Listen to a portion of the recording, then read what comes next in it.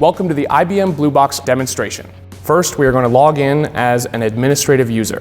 Administrators are able to create projects, create users, assign quotas, and create base images for users to deploy as virtual machines. A project is a group of resources that can be assigned to a user or a group of users. Projects are assigned quotas, which limit the total resources that can be consumed from that private cloud. The quotas are limits to resource consumption, and they are not an allocation of available resources. Here we are going to create a new project called Blue Box. We are going to customize the quota we allocate to this project. In this example, the Blue Box project is assigned a limit of 48 virtual CPUs. We can also set limits on the number of block storage volumes or snapshots that this project can use. We are going to keep the default values for the remaining options except for the total size of volumes and snapshots, to which we are going to assign a limit of 1.5 terabytes. We are also going to update the RAM quota for the project. Today we are going to assign this group a total limit of 96 gigs of RAM. Now it's time to create a new user for our Blue Box project. We're going to name the user John Smith. Let's set the password and assign the JSmith user to the Blue Box project. We're going to assign the role of member to this user because we do not want to give this user administrative control over the entire private cloud. In OpenStack, a flavor is a template for describing the resource configuration of a virtual machine. As an administrator, we can create a custom flavor to precisely size CPU, memory, and disk consumption of a virtual machine. In this case, we will create a custom flavor and assign 2 virtual CPU cores, along with 2 gigs of RAM and 20 gigs of ephemeral disk. We can also limit flavors to a specific project if we want to do so. For this flavor, we will restrict access to the Blue Box project only. No other projects in this cloud will be able to use this custom flavor. Now that the project and user are created, we will log out as the administrative user and use the JSmith user that we just created to log back into the cluster.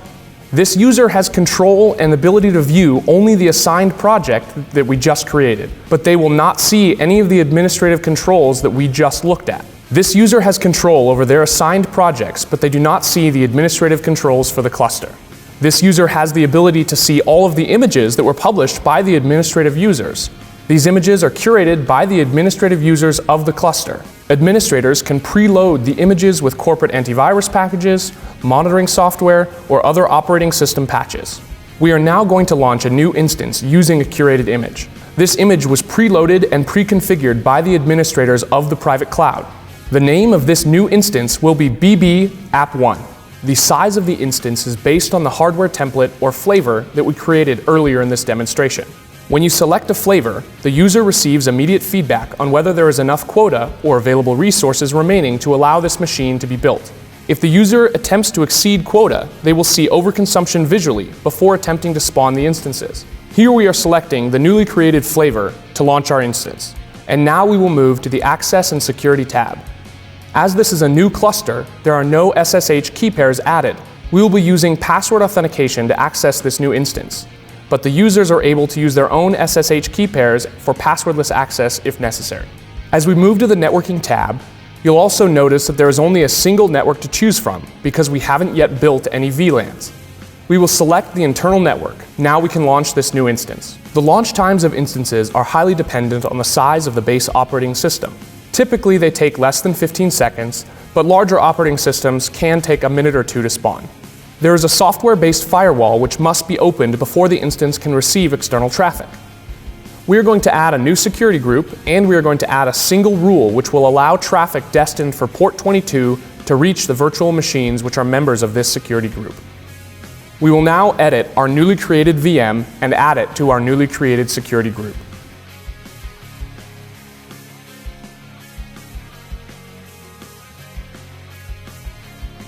Just because a VM has a security group that allows access across a particular port, that does not mean that it can receive internet traffic. This virtual machine will now be assigned a floating IP address. Floating IP addresses are used to assign a publicly routable internet address to a specific instance. Because this is a new project, the project doesn't have any preloaded floating IPs. We'll grab an IP address from the pool and then allocate that IP address to the virtual machine. Switching over to the terminal, you can verify that the VM does have access. Let's assume that this new machine needs a separate block storage volume assigned to it. We are going to create a new storage volume. We will assign this new storage volume 5 gigs. Next, we will assign that 5 gig volume to our newly created VM.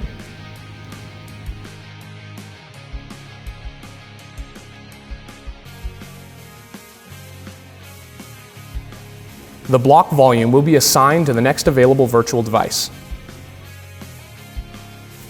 This volume can now be formatted and mounted inside the instance. As you can see, the volume has been mounted successfully. This concludes the demonstration of IBM Blue Box and the Horizon UI. Thanks for watching.